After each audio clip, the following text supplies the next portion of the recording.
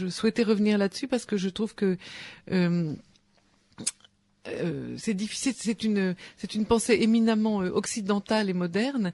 Et certes, on retrouve des choses dans toutes les spiritualités orientales, etc., parce que il y a des liens avec tout ce qui il y avait évidemment des liens avec toutes les recherches, tout ce vers quoi, quand on se tourne vers un petit peu au-delà de simplement les apparences, on se retrouve souvent en terrain connu.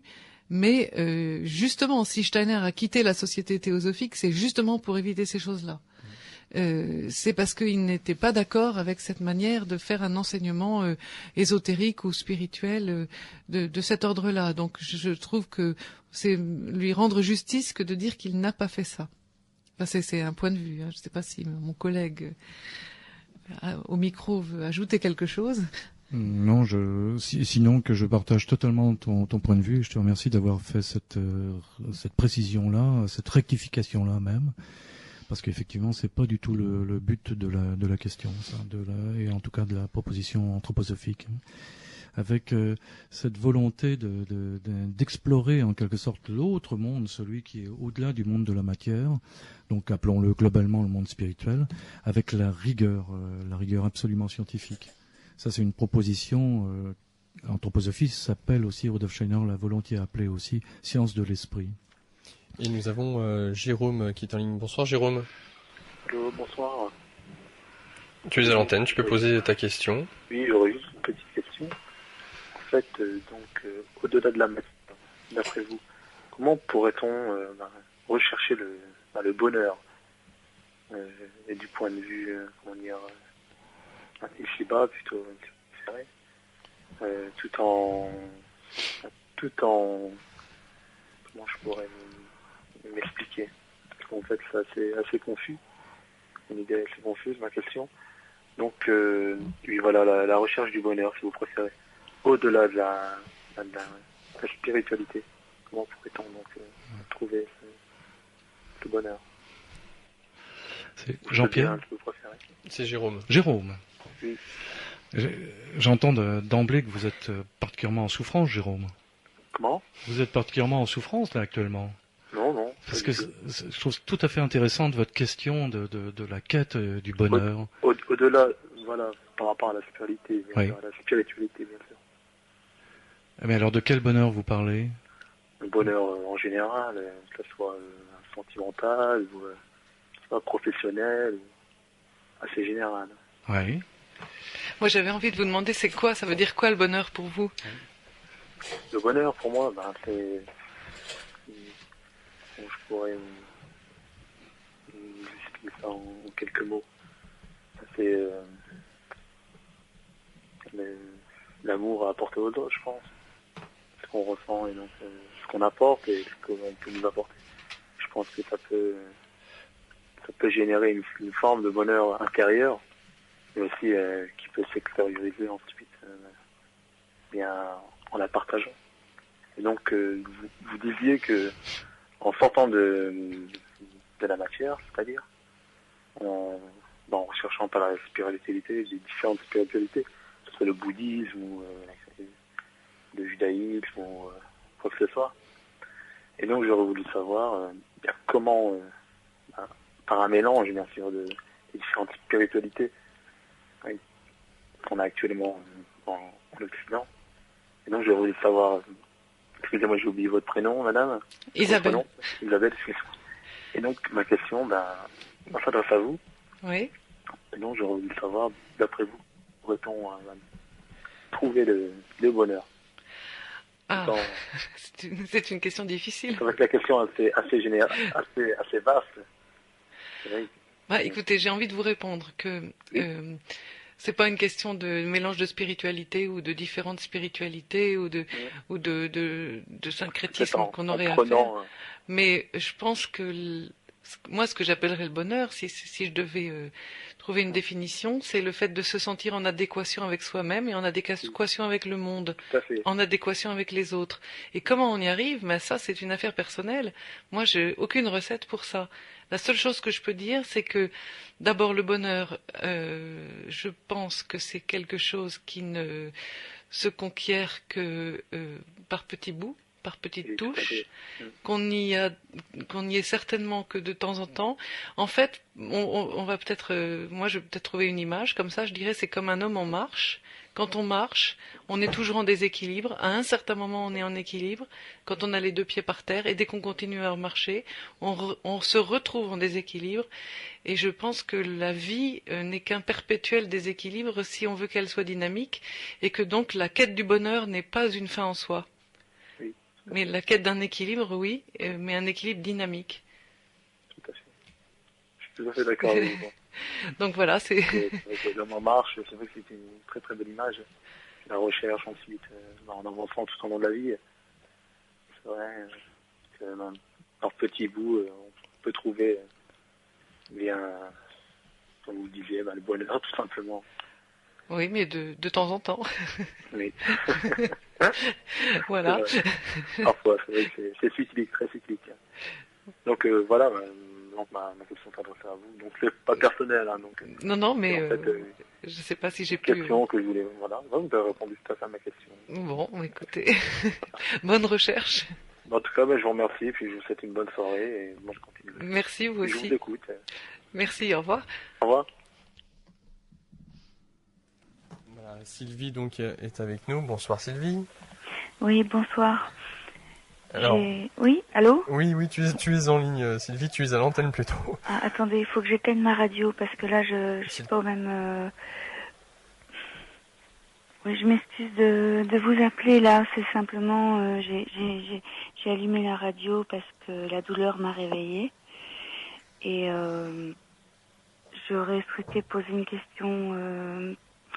J'ai des maux dentaires, mal à la mâchoire parce que manifestement j'ai une dent de sagesse qui essaye de sortir et j'ai très très mal, donc je sais pas quoi faire. Donc la question, j'imagine, s'adresse à Alain Fréby, le médecin. Si vous avez peut-être... je vous en prie, Alain, faites. Et donc vous voulez une réponse pour tout de suite maintenant? Pour ici et maintenant? Non, mais en même temps, j'ai appelé pour donner la recette du bonheur de Saïd Baba à la personne précédente. Mais comme elle est partie... Donc, ah mais elle vous écoute? Elle m'écoute, mais donc... parce que je sais pas très bien comment utiliser l'homéopathie par rapport à mon problème. La recette du bonheur de Saïd Baba, c'est donc 4 tasses d'amour, 2 tasses de loyauté, 3 tasses de pardon, 1 tasse d'amitié, 2 cuillerées de tendresse, 4 litres de foi et un tonneau de rire. Ah, génial, alors, ça, prendre l'amour et la loyauté, les travailler à fond avec la foi, les mélanger avec la bonté, la tendresse et la compréhension, ajouter l'amitié et l'amour, saupoudrer abondamment de rire, cuire avec les rayons du soleil et servir tous les jours en part généreuse. Et ben voilà, c'est vraiment quelque chose qui s'inscrit totalement dans la vie. Et... magnifique, merci beaucoup. Oui, merci à vous. Et j'espère que si ça va m'aider à supporter ma douleur. Et assurément, ce que j'allais vous dire, étant pleinement à l'intérieur de ce que vous venez de décrire, j'imagine que déjà vous avez moins mal. Sylvie? Oui. As-tu moins mal? Tout à fait, oui, je commence à supporter mieux ma douleur. Oui. Fantastique. Je te remercie Sylvie. Bonne soirée. Bonne nuit à toi. Et nous avons Daniel. Bonsoir Daniel. Daniel n'a pas eu la patience d'attendre, ce n'est pas grave. Pour ceux et celles qui désirent intervenir à l'antenne, poser des questions à nos invités, donc Alain Fréby et Isabelle... j'ai des trous Isabelle, je suis désolé. C'est pas grave. Isabelle Ablard-Dupin, ah voilà. Donc 08 92 23 95 20. Docteur, pour revenir sur la manière dont vous envisagez l'anthroposophie dans la médecine, j'ai cru comprendre par rapport à l'intervention de Jean tout à l'heure que la médecine anthroposophique composait elle-même ses médicaments ou avait je sais pas, est-ce que vous avez oui, est-ce que vous avez des médicaments que vous diffusez? Est-ce que vous avez des médecins scientifiques qui expérimentent peut-être des différents médicaments homéopathiques? Oui, tout à fait. Et auparavant, je voudrais justement pour répondre à une question avant de répondre à votre question directement, répondre à une question que Jean posait quant à la nécessité de dire le spirituel pendant la consultation. Et là, ça c'est aussi un point important. On ne dit pas radicalement, comme le supposait peut-être Jean. Et je rejoindrai d'ailleurs ce que disait Isabelle juste avant, dans sa réponse à Jean également, c'est que déjà la réponse va être évidemment adaptée à la personne. La personne vient, elle vient pas forcément, elle vient voir un médecin. Bon, le plus souvent, elle sait que le médecin a une orientation particulière, éventuellement d'homéopathie par exemple. Mais ça, c'est le rôle du médecin. Il adapte toujours on pourrait dire sa réponse ou ses propositions. Il a un rôle d'enseignement, c'est incontestable, mais à la personne. Et selon le type de questions posées ou les questions non posées, évidemment, la réponse est adaptée. C'est-à-dire que il n'y a strictement pas d'enseignement, de prosélytisme et tout. Ce serait totalement contraire à la déontologie médicale. Par contre, le raisonnement à l'intérieur chez le thérapeute, chez le médecin, lui reste évidemment actif, quoi. Et nous avons Christine. Christine, bonsoir ou bonjour. Bonjour. J'ai appelé tout à l'heure pour poser des questions à Isabelle à propos de l'école Steiner. Oui. J'ai une autre question qui concerne le médecin. Moi, vous parliez tout à l'heure, enfin il y a quelque temps, du système immunitaire. Et moi, il y a une chose qui me pose problème pour les enfants, et puis aussi pour les adultes, mais surtout pour les enfants, parce qu'ils en sont bombardés continuellement, c'est les vaccins. Je voudrais savoir, par rapport à la position de Steiner, est-ce que pour lui, les vaccins, c'était indispensable ou au contraire Oui, j'ai bien. Comme ça, quoi. Oui, ça, c'est une question terrible, ça. La question des vaccins, c'est une question franco-française. C'est une question, c'est la question à ne pas poser, tout simplement. Non, que dire en deux mots. Déjà, en premier mot, l'histoire des vaccins, c'est quelque chose d'extrêmement compliqué, qu'on ne pourra pas résoudre. Vous savez bien que depuis des lustres et des lustres, il y a le ministère de la Santé qui est favorable aux vaccinations et qui d'ailleurs a un raisonnement qui est un raisonnement de santé publique, c'est-à-dire qu'il réfléchit pour l'ensemble de la population. Et puis par ailleurs, il y a les positions qui peuvent être prises par l'individu, et notamment les ligues diverses pour la liberté de vaccination, qui elles sont là pour défendre notamment l'individu. Et ce sont deux choses très très très difficilement conciliables, puisque d'un côté il y a un raisonnement qui se fait au niveau d'une population dans son ensemble, et toute l'approche des phénomènes épidémiques, enfin, etc. Et puis d'un autre côté, l'individu. Donc il n'y aura pas, Rudolf Steiner s'est bien gardé de donner une réponse là-dessus, les réponses qu'on lui connaît d'ailleurs, parce que la question lui avait été posée au sujet de la vaccination contre la variole, et il avait dit que il voyait pas vraiment de contre-indication particulière, dans la mesure où justement il y avait une tendance épidémique vers la variole, donc il avait pas d'attitude anti ou systématiquement pour, quoi. C'est un autre combat, c'est pas celui de la médecine anthroposophique. D'accord. D'autant que, oui, je vous en prie. Non, allez-y. Parce que je disais en même temps, on peut dire, l'anthroposophie et la médecine anthroposophique en particulier, on l'a vu aussi avec la pédagogie, se propose d'être toujours plus dans la conscience.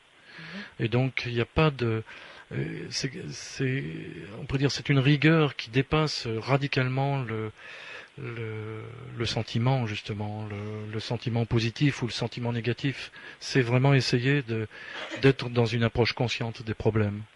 Et si vous vous penchez radicalement sur le thème des vaccinations, vous verrez que c'est un thème très compliqué.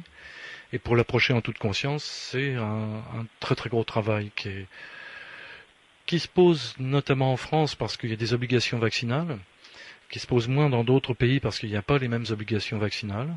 Et curieusement, j'ai pas les chiffres avec moi, mais curieusement dans les pays où il y a moins d'obligations vaccinales, eh bien la couverture vaccinale est plus importante qu'en France. Donc là, vous voyez, on touche encore du doigt un autre problème encore, c'est celui du principe d'obligation, qui fait que l'individu va forcément être plus ou moins réactif par rapport à ce principe, et éventuellement va prendre le contre-pied. Et c'est tout à fait intéressant, dans les pays où la vaccination est beaucoup plus libre, finalement les gens choisissent librement d'être vaccinés, puisqu'au total, ils sont plus vaccinés que par exemple en France. Donc un problème extrêmement intéressant, qui touche à nouveau aussi le thème social, qui touche bien sûr l'individu, mais aussi l'homme dans la société, et l'homme par rapport à son prochain, enfin, etc. D'accord, c'est une vaste question, quoi. Oui, très bonne question, mais très complexe. Ouais. D'accord. Je peux dire une petite chose. Je vous en prie. Ça concerne Isabelle. Et après, je raccroche. C'est juste de lui demander si elle peut rappeler l'adresse pour les écoles de Steiner. Voilà. Pour la Je l'ai dit fédération très très vite tout à l'heure. Oui, alors j'ai pas eu le temps de noter. C'est 13 rue Gassendi, G-A-2-S-E-N-D-I, Oui. 75 014 Paris. D'accord. Je vous remercie beaucoup. Je vous en prie. Au revoir Christine. Et Au revoir. bon matin, quoi. Merci vous aussi. Merci. Au revoir. Au revoir. Oui, donc les vaccins, oui, en effet, c'est une question assez épineuse qui n'a pas encore trouvé de réponse. D'ailleurs, je me demande si on sera à même de pouvoir en trouver. Oui. J'ai eu l'occasion de voir un reportage sur la médecine tibétaine et sur les médicaments qui étaient constitués d'après les médecins tibétains. Et une spécificité bien particulière chez les Tibétains, c'est qu'ils prennent un nombre incalculable de plantes diverses qu'ils associent en quantité infinitésimale. Et c'est cette proportion infinitésimale et la diversité des plantes mises dans le médicament qui procure au médicament une efficacité incroyable, et notamment il n'y a pas d'effet secondaire. Et à l'heure actuelle, en Suisse, il y a des études qui ont été faites concernant ces médicaments. Et alors, je ne sais plus, ça fait très longtemps que j'ai eu l'occasion de voir ce reportage. Mais il y a une chose que j'ai vraiment retenue, c'est qu'ils ont analysé avec je ne sais quel instrument le degré de luminosité que peut dégager le médicament une fois pris. Ils ont remarqué que le médicament, lorsqu'il était ingurgité, pris en tout cas, la cellule émettait une sorte de rayonnement lumineux que l'on ne trouvait pas après absorption d'un autre médicament dit traditionnel pour nous occidental. Est-ce que ce genre de choses, pour vous, médecin, Alain Fréby, est compréhensible? Est-ce qu'il suscite éventuellement peut-être un intérêt, une compréhension? Certainement, je crois que tout est intéressant, toute recherche, quelle que soit son origine, son axe, ça tout est tout à fait intéressant. Il s'agit ensuite on pourrait dire de l'organiser, de la classer, de savoir à quoi elle se rapporte, mais dans tous les cas, ce sont des expériences extrêmement intéressantes, qu'il me semble absolument injuste de négliger. Par contre, il est important, et ça c'est à nouveau l'esprit scientifique qui va être là en premier, c'est-à-dire de regarder le type même d'expérience, si l'expérience est juste ou pas juste. Au passage, là, on peut pas rater la parenthèse sur les fameux travaux de Benveniste sur la mémoire de l'eau. Oui, tout à fait, oui. Qui ont fait couler énormément d'encre, qui ont divisé la jante médicale au moins en deux. Enfin, grosse histoire, très complexe. Depuis, d'autres travaux ont été refaits, notamment en Angleterre, des travaux tout à fait sérieux. Au Japon aussi, avec les motos. Absolument, oui, qui ont confirmé tout cela. Mais on touche du doigt des choses très complexes. Mais aussi et avant tout, on pourrait dire une sorte d'engagement philosophique de certains courants. Et là, Isabelle l'évoquait aussi tout à l'heure, si l'homme est véritablement libre, il me semble, il est capable d'accepter, à regarder absolument tout, Or, on rencontre pas ça forcément, notamment en France, puisque là, bon, on est en France et on parle de la France. On rencontre pas ça forcément systématiquement partout, et notamment dans le milieu scientifique. Pour des tas de raisons. On comprend que un chercheur, il a besoin éventuellement de garder sa place, etc. C'est très compliqué. Et il ne s'agit pas pour moi de jeter la pierre à quiconque, parce que chacun se trouve dans sa position en tant qu'homme, en tant qu'individu, et essaie d'aller en quelque sorte dans sa position, et chaque position est respectable.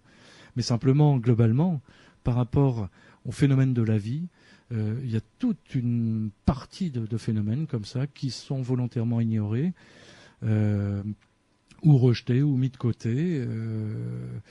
Et ça, c'est dommage, quoi. Voilà, c'est dommage, mais bon, tout ça évolue, tout ça bouge. Est-ce que tous les patients qui viennent vous voir ont connaissance que vous êtes un médecin homéopathique, anthroposophique? Bon, en médecine, ce qui fait que les patients viennent au cabinet, c'est le téléphone arabe, quel que soit le type de médecin, qu'on soit généraliste, classique. Donc, il y a des gens qui viennent me voir parce que je suis homéopathe, d'autres qui viennent me voir parce que effectivement, ils savent que je m'intéresse à la médecine anthroposophique. Oui. Est-ce que vous leur posez, donc je reviens un peu sur les questions qu'a pu poser Jean, il me semble, oui. Vous leur posez des questions. Est-ce que c'est les questions que vous posez, sont compréhensibles de leur point de vue à eux? Est-ce qu'ils le comprennent? Est-ce que sans le comprendre, ils vous font confiance et ils jouent le jeu de l'interactivité qu'il y a? Comment se tisse le lien entre le patient et le médecin? C'est une excellente question. Et déjà, le type de question ou l'échange qu'on peut avoir avec le patient est un échange vraiment tout ce qu'il y a de plus habituel, c'est-à-dire à savoir de quoi la personne souffre, où elle souffre, comment elle souffre, éventuellement quel est son mode d'alimentation, quels sont globalement son habitus de vie, son job, etc. De façon à appréhender s'il s'agit d'un job polluant, stressant, etc. Éventuellement, selon la pathologie, on peut rentrer dans des problèmes un peu plus intimes, à savoir la vie de famille, si elle est difficile, s'il y a des problèmes avec un adolescent, par exemple, etc. Je pense par exemple à un adulte, et ça peut être terriblement douloureux, s'il y a eu un décès, bref, finalement, ce que constitue l'échange au niveau d'un cabinet médical absolument traditionnel. Il n'y intervient aucune considération de ce que Jean évoquait. Ça c'est quelque part, c'est même pas une toile de fond, parce que mis comme ça, je suis désolé, Jean sera peut-être pas du tout content des rectifications que je fais, mais pour moi ça veut rien dire du tout, quoi. C'est soit sa vie, tous ces éléments-là vivent, mais il ne s'agit pas de les rattacher à des classifications, à des cases. Cela vit ou cela ne vit pas. Et dans le processus dans le rapport avec le patient, et ça on le voit à chaque fois, on pourrait dire il y a quelque chose on pourrait dire qui est conscient de la part du médecin, dans tous les cas, qui peut parfois être conscient de la part du patient, et qui vit entre les deux dans la relation. Pendant le temps de la consultation, même s'il s'agit d'une personne qu'on ne verra plus après, qu'on verra qu'une fois, ça arrive aussi, et également avec des personnes qu'on revoit à nouveau, donc qui ont une certaine fidélité par rapport au cabinet, ou par rapport plutôt au thérapeute qu'au cabinet. Et il existe là un type de rapport tout à fait étonnant, très très difficilement descriptible, qui a à voir en fait, qui correspond à un échange entre les deux êtres, les deux individualités. Et ça, tout médecin, même le médecin allopathe, le connaît. Il ne va pas forcément mettre un nom dessus, mais il connaît ça. Et c'est quelque chose qui participe justement aussi, je crois, de l'art médical, que de pouvoir saisir cela et trouver des images qui vont permettre de toucher le patient sans entrer dans son intimité, parce que ça c'est quelque chose absolument à respecter, mais trouver le mot, l'image, on le retrouve aussi en psychothérapie par exemple, qui fait que l'être se sent reconnu. Et ça c'est quelque chose aussi qui est éminemment guérissant. Comment à l'heure actuelle l'anthroposophie, la médecine anthroposophique, est-elle perçue par le gouvernement français? Est-ce que vous êtes reconnu? Non, pas en tant que tel. Ça a été reconnu au niveau européen, au niveau des textes européens. Il y a en gros 4 médecines qui ont été reconnues. La médecine homéopathique, l'ostéopathie. Et récemment, l'ostéopathie en France a été reconnue. Bon, il y a eu de contestation du Conseil de l'Ordre, c'est-à-dire qu'ils ne sont pas encore remboursés, etc. Mais au moins au niveau des textes, il y a une reconnaissance déjà qui débouche sur, pas forcément sur une condamnation d'exercice illégal de la médecine, mais tout ça c'est encore vivement contesté. En tout cas, au niveau européen, au niveau des commissions européennes, cela a été reconnu, donc médecine anthroposophique, médecine homéopathique, ostéopathie et médecine chinoise. Vis-à-vis de l'Union européenne, donc est-ce que la médecine anthroposophique est considérée comme valable? Est-ce qu'elle a une certaine validité? Absolument, oui. Oui. Ah oui, on pourrait dire elle est très répandue dans toute l'Europe du Nord, beaucoup moins dans l'Europe du Sud. Là, justement, on va rencontrer à nouveau ces éléments qu'évoquait Isabelle tout à l'heure, dire quelque chose qui est plus, on pourrait dire, germanique et protestant par rapport au latin catholique, deux cultures différentes, finalement, 2 façons différentes d'appréhender le monde. Et il est certain que le cartésianisme, dont est si fière la France, alors que, après tout, l'esprit scientifique, pour moi, c'est d'abord le doute, et voyons, allons voir, quoi. Expérimentons et allons voir. Et si une expérience est reproductible, il doit bien se passer quelque chose. Voilà, c'est une petite parenthèse que je refermerai sur. Il faudra discourir sur ce qu'est véritablement l'esprit scientifique et l'esprit cartésien.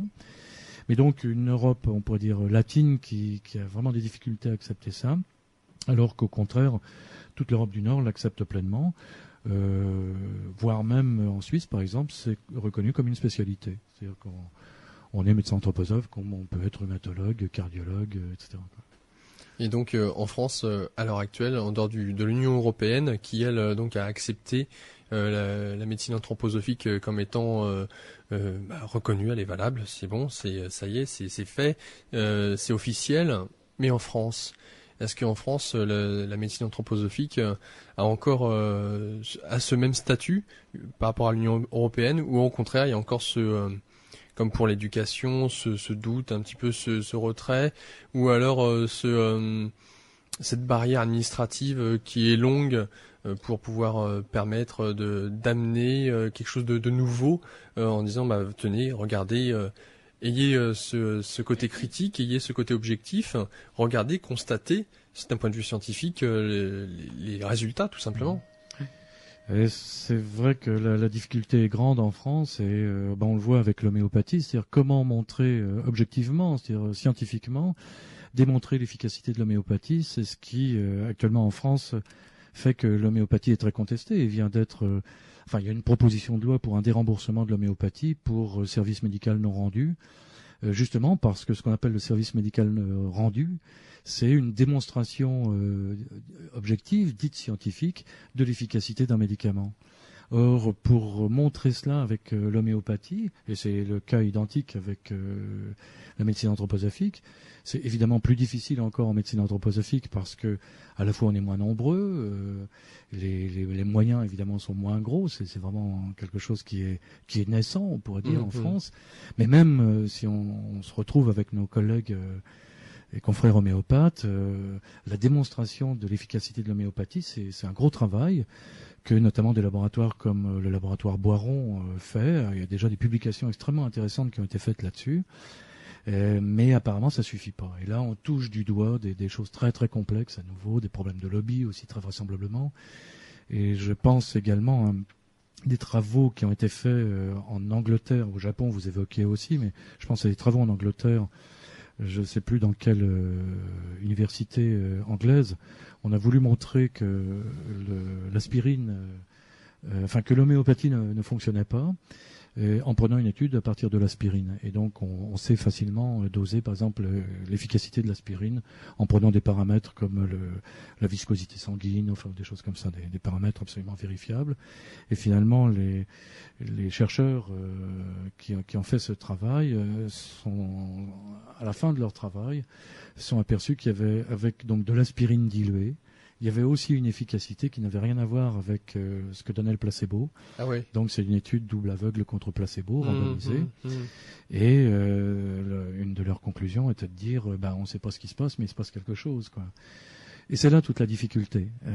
Pour montrer, on pourrait dire, aussi bien en France qu'en Europe, parce qu'au niveau du Conseil européen, dans la mesure où on le voit maintenant, c'est l'économie qui dirige tout, quoi. La pensée a d'abord une pensée économique, et on voit là évidemment l'importance des grands groupes et la stratégie, on pourrait dire, des grands groupes de façon à déblayer le terrain, etc., etc. Donc, je suis pas compétent d'ailleurs pour entrer dans tous ces domaines, mais c'est quand même quelque chose qui est tout à fait perceptible. Et on va voir là la difficulté immense que va avoir l'homéopathie à montrer son efficacité, ou la médecine anthroposophique aussi à montrer son efficacité, dans un système qui exige de plus en plus de preuves dites scientifiques. Alors des travaux extrêmement intéressants sont faits par les Allemands actuellement pour essayer d'appréhender cela avec d'autres modèles que les modèles habituels. Et ça, c'est tout à fait intéressant. C'est même, je ne saurais pas en parler là parce que c'est pointu. C'est très très pointu, Ouais. Et qui en même temps aussi implique une certaine idée éthique qu'on n'a pas forcément dans les études dites en phase 3 ou phase 4 contre placebo, etc., qui posent problème éthique, puisqu'on peut proposer un médicament ou pas de médicament à une personne qui est malade, enfin, etc. Ça a été l'objet de débats relativement récents là-dessus. Et là, donc, un travail tout à fait intéressant avec des spécialistes de la statistique, des mathématiciens, etc., qui essaient d'appréhender des modèles qui puissent être appréhendés justement mathématiquement, c'est-à-dire vraiment tout à fait objectivement, et qui permettent d'intégrer les multiples paramètres que doivent contenir une étude d'efficacité de l'homéopathie, par exemple. Mais ça risque d'être appliqué à d'autres techniques, aussi bien l'ostéopathie, l'acupuncture, etc. Voire même, et ça c'est intéressant aussi, ça intéresse également les grands labos. Parce que justement, déjà on quitte la dimension de cobaye, enfin l'aspect cobaye que peut prendre l'homme dans les études dites randomisées, double aveugle, etc., quoi. Nous avons Farid. Bonsoir Farid. Oui, allô, bonsoir. Bonsoir. Bonsoir messieurs et dames. Bonsoir. Alors j'aurais deux questions à poser. Je vais essayer d'être le plus clair possible parce que j'adhère, en même temps je suis un peu sceptique. Moi je suis comme saint Thomas. Donc pour revenir à la première question, elle était très simple. Pour madame Isabelle. Oui. Oui, j'ai entendu que vous disiez que vos classes allaient jusqu'en première. Oui, j'ai dit qu'elles allaient en première dans certaines écoles, en terminale dans d'autres, et jusqu'au collège ou en école primaire dans d'autres. Donc ça dépend. Bon, mais est-ce que statistiquement vous avez comment on appelle ça, comment on appelle ça, un classement par rapport aux réussites, par exemple? Oui, ça c'est facile. Je peux vous donner les statistiques de l'année dernière. Par exemple, en L, il y a eu 100% de réussite au bac, donc c'est facile. Mais la statistique générale sur l'ensemble des bacs, c'est 85% de réussite. Ah c'est à peu près la moyenne nationale. Ah non, c'est au-dessus, largement. Ah bon? Bien sûr, c'est largement au-dessus. Félicitations, bravo. Et surtout, ce qui est très important, c'est que c'est sur une partie d'élèves qui, dans un autre système, ne seraient pas restés jusque dans l'enseignement général. Attendez, j'ai pas bien... C'est-à-dire que dans les 85%, on a des élèves qui, dans un autre système, auraient été renvoyés dans des voies de garage en 6e, en 5e ou après la 3e. Or, nous, souvent, on garde des élèves qui finissent par avoir leur bac parce qu'on travaille avec eux, justement, de manière beaucoup plus individualisée. Oui. Donc dans les 85%, il y a une série d'élèves qui n'iraient absolument pas jusque dans l'enseignement général, enfin dans le lycée en fait, dans un enseignement classique. D'accord. Voilà. Bon, moi j'adhère complètement à tout ce que vous aviez dit, parce que ça m'a l'air très très convaincant. Parce que j'ai mes enfants, moi, qui sont à l'école publique. Et malheureusement, il y a des bonnes et des mauvaises écoles aussi dans le public. Bien sûr, bien sûr. Alors on parle de ZEP, de ZUP, de ZAC, de je ne sais pas trop quoi. Ouais.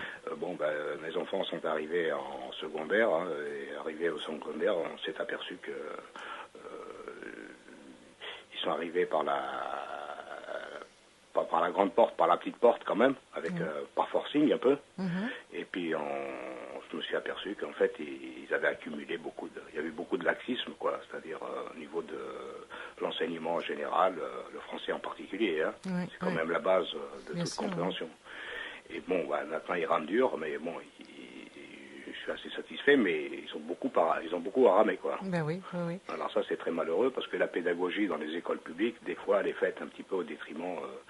Il y a un petit peu de, comment on appelle ça, je ne sais pas si c'est voulu ou pas, mais dans les quartiers plus ou moins défavorisés, on met un petit peu la pédagogie un petit peu entre parenthèses, quoi. C'est-à-dire que c'est tout le problème aussi de la ghettoisation, c'est le problème des quartiers, c'est le problème de la mixité sociale, etc. Il y a multiples facteurs. Bien sûr, je ne rejette pas tout sur l'école, mais je me suis aperçu que souvent les professeurs ou les instituteurs qui étaient des bons, il y en avait des bons quand même, bien sûr, souvent ils finissaient par partir, quoi. Oui, mais ça c'est aussi lié au système d'envoi, tout est centralisé, donc quand on a son diplôme, on commence en général dans des endroits difficiles, et vous savez, plus on accumule de points, et plus on a des bonnes notes, et plus on a d'ancienneté, plus on va dans des endroits tranquilles. Ah, mais alors ça, c'est pas logique. Non, c'est pas logique, il faudrait faire le contraire, parce que c'est quand on a bien sûr, c'est quand on a de l'expérience qu'on peut travailler avec les enfants qui ont plus de difficultés, ou qui ont besoin de plus d'accompagnement, etc. Donc, mais ils appellent ça pourtant des zones d'éducation prioritaires. Oui, mais alors ce n'est pas du tout prioritaire puisqu'on ne met pas des professeurs et des instituteurs qui ont plus d'expérience. C'est prioritaire d'un certain point de vue parce qu'on donne beaucoup plus de moyens. Il y a aussi souvent des accompagnements plus individualisés. Il y a aussi des plus petits effectifs dans certains cas. C'est du bidon. Excusez-moi de parler un peu simplement, mais c'est du bidon. Moi, je ne rejette pas tout parce que j'avais quand même des profs qui étaient bien et puis une majorité qui était vraiment. C'est un long débat. Mais c'est vrai, mais vous avez raison. Ceci dit, tout est à revoir de A à Z. Oui. Écoutez, je vous remercie et je voudrais poser une question au docteur. Oui, bien sûr. Je sais pas quoi. Anthroposophe. Anthroposophe, c'est un terme assez complexe. Moi, je suis sceptique par rapport parce que d'une certaine manière, moi, je comprends que le mental a une grande influence, comme les effets placebo, comme on parle la psyché, la psychologie, l'affect, tout joue. Un être humain, ce n'est pas seulement un corps physique, c'est aussi un esprit, une âme, une sensibilité, tout, on peut y mettre de tout, c'est tellement complexe. Mais mathématiquement, je crois que les médicaments, quand vous avez une pathologie assez lourde, je pense pas que l'homéopathie soit quand même le truc où le mot gentil suffirait pour guérir quand même. Oui, bonsoir monsieur. Bonsoir monsieur. Je vous remercie de cette question. Il y a plusieurs éléments. Le mot gentil, c'est une stratégie thérapeutique. L'homéopathie, c'est une stratégie thérapeutique. Et la médecine classique, c'est une stratégie thérapeutique. Donc ce sont des choses différentes qui peuvent très bien être associées. Mais j'ai dit et j'ai bien précisé que sur une pathologie lourde, c'est-à-dire sur un gros problème, un problème grave, typiquement on parlait tout à l'heure par exemple du cancer, il est clair qu'on ne va pas donner des granules sur un cancer, c'est évident. On va faire, après avoir fait le diagnostic, on va faire selon le type, je sais pas, par exemple de la chirurgie, de la chimiothérapie ou de la chimiothérapie puis de la chirurgie, associée à de la radiothérapie, etc. Mais c'est évident. Excusez-moi je vous en prie. De vous pousser un petit peu, parce que moi je voudrais y croire. Franchement, je voudrais y croire. Et je lui ai cru pendant un bon moment, mais j'en reviens toujours au fait, je crois que c'est un petit peu de l'infirmerie, quoi. De là ? De l'infirmerie. Ah bah ça, vous en pensez ce que vous voulez. Non, mais excusez-moi de vous le dire comme ça, c'est pas méchant, hein. Ah non, mais on a l'habitude, vous savez, dans... Non, mais je dis pas ça d'une manière, c'est pas agressif, je veux dire. J'entends bien. C'est genre, parce que bon. Non, il faut savoir que par exemple avec l'homéopathie, on guérit parfaitement et aussi rapidement des otites, des angines, etc. Par exemple, qu'avec la stratégie habituelle, antibiotique, etc. Quoi. Ça, c'est clair. Moi, j'ai discuté avec Il y a des travaux qui ont montré, notamment les travaux qui se passent régulièrement au CHU de Lyon, dont j'ai oublié le nom, où il y a des études comparées par un service d'ORL extrêmement intéressant, très à l'avant-garde, où on compare le traitement ou la durée moyenne de traitement en homéopathie et en médecine classique, par exemple des otites, et en tenant compte des effets secondaires et aussi des rechutes, où on a des résultats tout à fait identiques. Oui, non, je ne rejette pas tout non plus, c'est toujours pareil. Jamais rien n'est complètement figé ou d'un côté ou de l'autre déterminant. Mais l'homéopathie, d'après tous les médecins que j'ai vus pour différents petits symptômes que j'ai eus ou mes enfants, m'a dit que c'était valable pour du préventif souvent. C'est une question d'hygiène de vie, de préventif, de maintien.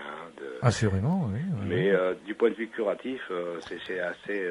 Alors, ce qui se passe le plus souvent quand les confrères contestent le curatif, c'est que, j'ose le dire ainsi, et j'en porte la responsabilité totale, et j'en parle d'expérience, et d'autres confrères homéopathes me soutiendront dans ce sens, c'est que finalement la plupart des confrères, l'immense majorité des confrères qui dénoncent ça, finalement ne connaissent absolument pas ce qu'est l'homéopathie et n'ont jamais regardé les différentes études qui ont été publiées là-dessus. Donc il y a une espèce d'a priori qui est très très français, très franco-français là aussi pour le coup, et qui est tout à fait dommageable, je disais, pour parce que tout simplement l'esprit scientifique.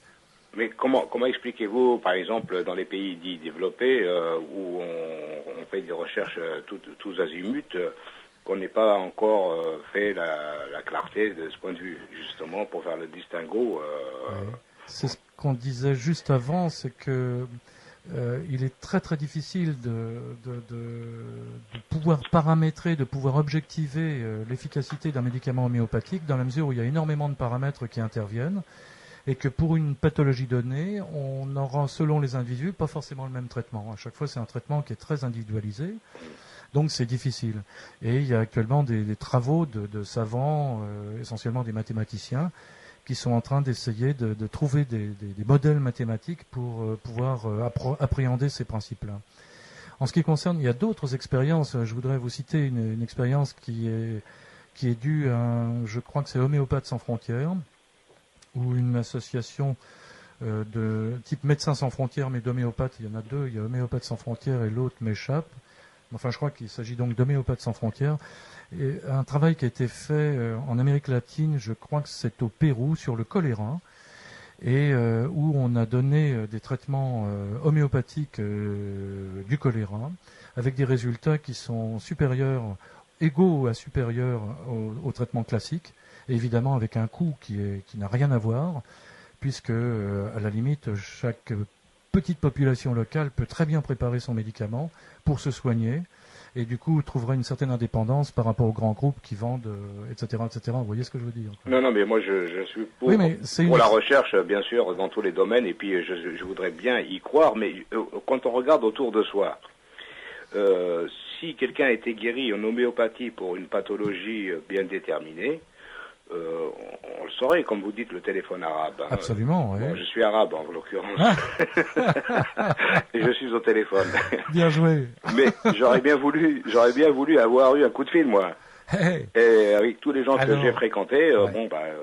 J'ai un certain âge. Ouais. Mais je n'ai jamais entendu quelqu'un dire, moi, par l'homéopathie, je me suis guéri d'une maladie dont je ne l'ai pas guéri depuis des années. Ouais. Je n'ai jamais entendu ça. Malheureusement, peut-être qu'il en existe, ou j'ai des mauvaises fréquentations, certainement. Non, vous avez certainement de très bonnes fréquentations. Et le type de questions que vous posez, d'ailleurs, le montre. Je trouve que vos questions sont tout à fait pertinentes et justes, et justifiées. Simplement, je crois qu'il faut comparer ce qui est comparable. Il est certain que dans les pathologies lourdes, ce qu'on va appeler les pathologies lourdes, c'est-à-dire des pathologies graves qui vont mener plus ou moins à une invalidation importante, voire pour certaines jusqu'à la mort. Il est certain que là, la médecine contemporaine donne les meilleurs résultats, globalement. Ça, c'est clair. On est tous d'accord là-dessus. Par contre, il y a des aspects qui déjà se compliquent un peu. C'est par exemple l'intervention des effets secondaires dans certaines pathologies qui sont semi-lourdes, c'est-à-dire qui vont pas faire mourir demain matin, mais qui sont des pathologies au long cours et pour lesquelles le traitement qui semble finalement essayer de limiter un petit peu la casse donne aussi des effets secondaires qui eux-mêmes engendrent de la casse. Vous voyez, c'est très compliqué tout cela pour en discuter objectivement, bien sûr. Et tous ces paramètres-là sont étudiés. Et on sait que une stratégie de type homéopathique, eh bien finalement, semble améliorer là aussi la survie. On le dira comme ça, amélioration de la survie. Et par exemple, précisément en ce qui concerne le cancer, les travaux allemands montrent qu'on a une amélioration objectivée statistiquement de la survie avec certains traitements, en plus, entendons-nous bien, en plus du traitement officiel habituel, quoi, c'est-à-dire chirurgie, chimio, etc. Quoi. Excusez-moi, bon, je suis pas médecin, j'aurais bien voulu l'être, parce que c'est un domaine qui m'intéresserait beaucoup, mais bon, j'en ai pas les compétences. Mais lorsque vous avez un parent qui est malade, ou vous en occupez très bien, il a de l'amour autour de lui, on sait très bien qu'il résiste mieux à des pathologies lourdes, bien sûr avec des médicaments accompagnés, oui. Avec un traitement classique. Oui.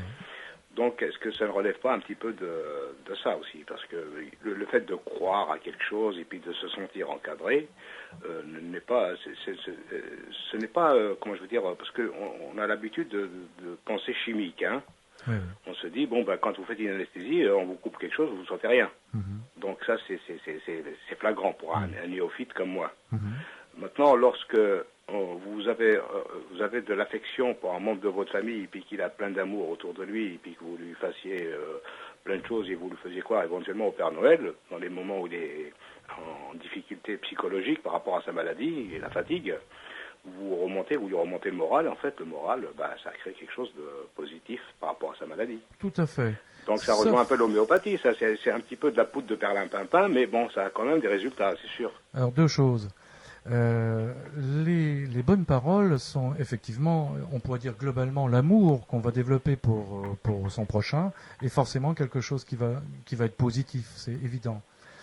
D'autre part, lorsque le corps est abîmé et touché, il est important d'y amener pas uniquement des mots, mais des substances qui vont justement aider le corps. L'homéopathie se propose, comme la médecine allopathique, de travailler également dans le corps. C'est-à-dire, il n'y a pas uniquement une histoire de bons mots. Maintenant, les substances homéopathiques qu'on amène, vous pouvez appeler ça de la poudre de perlimpinpin. Non, mais je vous comprends tout à fait. Hein. Certains pensent que dans la mesure où c'est extraordinairement dilué, on reste en France à penser comme ça. Dans la mesure où c'est dilué, il n'y a plus de matière, donc il n'y a pas d'action. Et ça, je puis vous dire que ça intéresse pas mal de scientifiques qui sont spécialisés dans les phénomènes de haute dilution, et qui n'ont rien à voir avec benveniste, des physiciens, etc. À propos de benveniste, excusez-moi de vous interrompre. Attendez, je voudrais finir, parce que vous avez dit aussi quelque chose d'extrêmement important. Oui. Avec lequel je suis pas d'accord, c'est lorsque vous dites il suffit de donner des bons mots à quelqu'un, même quand il est dans une situation grave, j'ai plus exactement vos mots, oui. Que finalement on va noyer le poisson, etc., pour lui redonner le moral, etc. Je voudrais insister sur un aspect très très important. Dans les maladies graves, l'entourage de la personne qui est touchée va elle-même porter sa propre angoisse, va porter son angoisse de mort. Et va pas forcément oser aller en parler avec l'autre, alors qu'elle sait que ses jours sont comptés. Eh bien, celui qui porte, ou celle qui porte la maladie, même si elle peut pas forcément en parler, sent qu'il y a quelque chose qui est très très grave. Et elle le sent et elle le sait. Et ça, vous pourrez, si cela vous intéresse, en discuter avec les gens qui s'occupent de soins palliatifs et d'accompagnement des mourants. Oui, oui. Le fait de pouvoir en parler, d'oser franchir cette zone difficile, c'est-à-dire parler de la mort, je puis vous dire que ça aide considérablement et bien plus que le mensonge sur ce thème. Oui, mais moi je suis d'accord avec vous. Moi, j'ai remarqué une chose, lorsque un malade appelle un médecin, ou même quelqu'un qui avait mal aux dents, il suffit d'aller chez le dentiste, vous arrivez dans la salle d'attente, vous n'avez plus mal. Bien sûr. Donc, il y a quand même un effet placebo ou psychologique, je ne sais pas comment l'appeler. On s'en moque du moment pour le médecin, si vous voulez, ce qui importe. Non, mais au ça médecin, guérit pas, je veux dire. C'est de guérir. Ça soulage sur le moment. Eh bien oui. Oui, bien sûr, mais ça c'est quand même un effet important. Si vous avez super mal et que tout à coup vous êtes soulagé, c'est déjà ça de gagner. Non, mais je veux dire, il n'y a aucune interférence de médicaments là-dedans. Il n'y a aucune action médicale, du point de vue purement homéopathique ou chimique, je ne sais comment dire. Parce que l'homme est constitué et d'une partie physique et d'une partie non physique. Alors, comment expliquez-vous que les médecins dits chrétiens, croyants, pratiquants, ou catholiques, ou protestants, ou musulmans, ou juifs, peu importe la religion, mais des gens de foi, on va dire des curés ou des bonnes sœurs, je ne sais quoi, qui sont médecins, comme avant les hôpitaux, où c'était quand même la majorité, c'était des bonnes sœurs qui tenaient ça, n'ont pas adhéré à cette médecine. Puisqu'ils ont aussi le côté spirituel. Oui, non, mais ça, je veux dire, chacun est libre de faire ce qu'il veut, de chercher là où il veut. Excusez-moi de vous dire, parce qu'il y a quand même du charlatanisme, je ne parle pas pour vous, dans règle générale sur la planète. Donc, on est un petit peu méfiant. On voudrait bien, quand on est un malade... Allez, je voudrais vous arrêter tout de suite. Vous me posez cette question... je vous arrête tout de suite, moi j'ai rien à vendre. Donc le problème est réglé, j'ai rien à montrer, j'ai rien à prouver. Je ne parle pas pour vous. Non, mais même, d'une façon générale. Donc en ce sens, il faudrait poser la question à d'autres. Mais moi je ne puis que vous répondre cela. Bon, écoutez, je vous remercie bien. Mais je vous en prie. Et puis je continue à vous écouter. Et je vous remercie beaucoup. Merci, au revoir. Bon courage et très bonne journée, monsieur. Au revoir. Alain Fréby, pour vous... qu'est-ce que représente le caducée ? Question étonnante. Alors c'est le fameux bâton d'Hermès. Enfin, il y a énormément de choses. Globalement, je dirais une sorte de rigueur représentée par le bâton droit et l'esprit discursif autour de cette rigueur qui est représenté par le serpent qui s'enroule autour du bâton. C'est-à-dire à la fois une exigence, une éthique, qui est, on peut dire, l'expression vraiment de la volonté dans la pensée, je dirais quelque chose de cet ordre-là, une organisation et une éthique intense dans cette organisation de la pensée, et ça passe par la volonté. Et puis autour de cela, l'esprit discursif, c'est-à-dire la possibilité justement de regarder à gauche, de regarder à droite, etc., de tourner autour de cet axe-là. Ça m'apparaît être effectivement on est toujours très fiers du caducée quand on le voit dans ce sens. D'accord. Martha, bonsoir ou bonjour. Bonjour. Tout d'abord, je voulais vous remercier car je ne vous écoute pas fréquemment, mais car c'est toute la nuit alors, mais à chaque fois je trouve vos émissions très très intéressantes. Aujourd'hui je voulais poser une question au docteur. Bonjour docteur. Bonjour. Et tout d'abord si vous pouvez définir ou comment je pouvais dire à peu près me dire à quoi consiste l'anthroposophie. ou quelle différence entre l'anthroposophie et l'homéopathie? Ah oui. Alors, on parlera dans ce cas de médecine anthroposophique par rapport à la médecine homéopathique. Sur le plan de la thérapeutique, c'est-à-dire du médicament, on va avoir quelque chose d'assez proche entre les médicaments, dans la mesure où ce sont des souches soit d'origine minérale, soit d'origine végétale, soit d'origine animale, diluées. Oui. À des hauteurs plus ou moins grandes. La médecine anthroposophique contient en elle aussi des stratégies thérapeutiques qui sont, pour l'homéopathie, on dirait diluées et dynamisées. Oui. Et la médecine anthroposophique utilise, comme d'ailleurs la plupart des confrères homéopathes aussi parfois, des éléments uniquement dilués, c'est-à-dire de la phytothérapie. Voilà, ça serait l'aspect thérapeutique. Maintenant, comme on l'a développé tout à l'heure, mais vous venez de me dire que vous venez prendre seulement en ligne, on dira, si vous voulez, que l'approche anthroposophique du patient ou du malade va tenir compte de sa nature, de ce qu'est la nature humaine, c'est-à-dire à la fois une nature qui est constituée d'un corps physique avec des éléments de vitalité qui maintiennent ce corps physique en forme, et on dirait qui le structure et qui le maintiennent en forme, avec également un psychisme ou une psyché ou une âme, et puis donc ça sera un troisième élément, ça, et puis un quatrième élément, l'individualité, le jeu ou le moi ou l'être individuel. Voilà, ces quatre éléments-là sont considérés en permanence dans l'approche anthroposophique, qui vient en quelque sorte compléter l'approche homéopathique. Mais c'est comme en toute chose, on pourrait dire il y a des médecins homéopathes, par exemple, qui, sans le savoir, font de l'anthroposophie dans leur approche, forcément. Oui. Forcément, parce que c'est quand même quelque chose de très très subtil. Et il y a une telle empathie pour la personne qu'on reçoit, le médecin reçoit quelque chose de l'autre, le sent, et va, sans forcément mettre de nom dessus, va jouer aussi avec ces aspects-là, quoi. Par contre, il y a quelque chose de l'ordre d'une volonté de rigueur, d'une volonté de conscience notamment.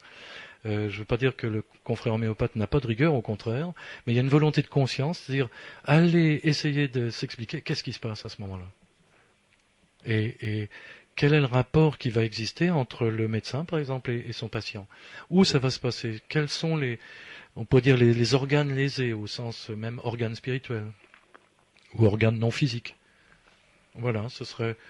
je ne sais pas si je réponds vraiment à votre question. Oui, tout à fait. Et moi, j'aimerais bien, si en antenne, ou je ne sais pas, si je pourrais obtenir vos coordonnées. Et moi, à différence de la personne qui a parlé précédemment, moi, pas que je crois, mais moi,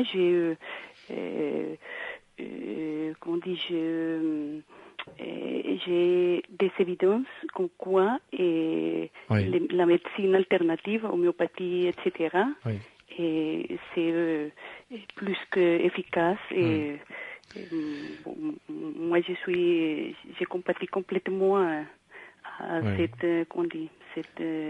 médecine alternative. Alors moi, j'aimerais bien vous consulter. Deux propositions. La première proposition, c'est que, enfin, c'est pas une proposition d'ailleurs, c'est de rappeler que ça, c'est une règle déontologique. Le médecin ne fait pas de publicité pour lui-même, donc je ne pourrais pas vous donner mes coordonnées, d'une part, et d'autre part, donc ça, ce serait une proposition positive. Il vous sera possible de contacter. Je sais qu'il existe une association de patients pour la défense de la médecine anthroposophique. Ça doit s'appeler l'APMA. Oui. Dont le siège est à Vendeuvre, à Mans précisément, 10 000 quelque chose, Vendeuvre-sur-Barse. Ah, d'accord. Alors, je n'ai pas de tête ni le téléphone, ni l'adresse exacte, mais déjà avec cela, vous saurez facilement trouver les coordonnées.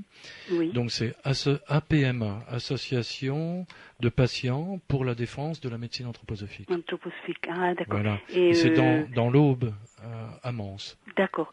Et pour terminer, je voulais vous remercier car je sais bien que la présence des médecins et d'autres spécialistes à l'antenne, c'est pas pour faire de la publicité, mais pour servir aux auditeurs. Alors, c'est généreux, très généreux.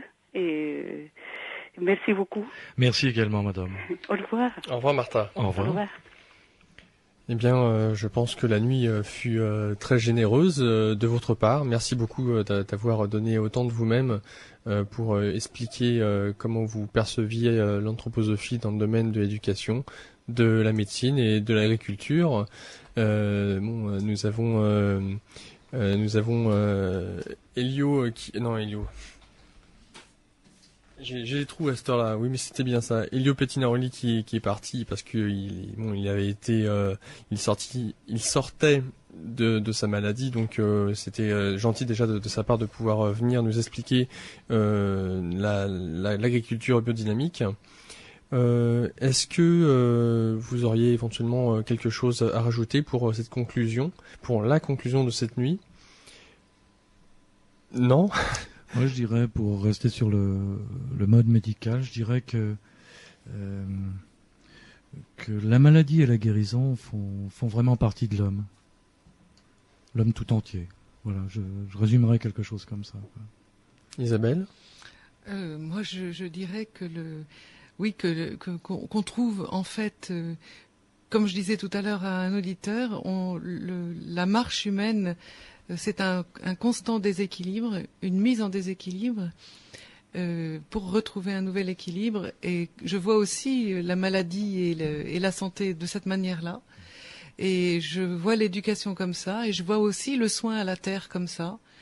Je pense que on est sans arrêt aussi soi-même entre dans ses propres contradictions aussi d'être humain qui a à faire son propre parcours, et que on a en tout cas ni les uns ni les autres des solutions ou des réponses. On a surtout, on a essayé, je crois, au cours de cette nuit, de partager avec les auditeurs des questions et de peut-être forger ensemble quelques clés. Mais on n'a pas la prétention d'avoir et c'est, je crois, vraiment si je peux donner un message à propos de de la manière dont moi je conçois mon métier à partir de l'anthroposophie, c'est que c'est quelque chose qui est comme une marche en constante recherche d'équilibre à trouver, et que on n'est jamais arrivé, on n'a jamais les réponses qu'on voudrait avoir, mais toujours des nouvelles questions qui s'ouvrent et qui rendent la recherche plus passionnante. Bon, espérons que ces clés permettront d'ouvrir de nouvelles portes. Merci. Je vous remercie à vous trois. Merci donc beaucoup. Alain Fréby, notre médecin anthroposophe ce soir, Camille qui est venue témoigner avec sa mère, et Isabelle Ablard-Dupin. Merci encore.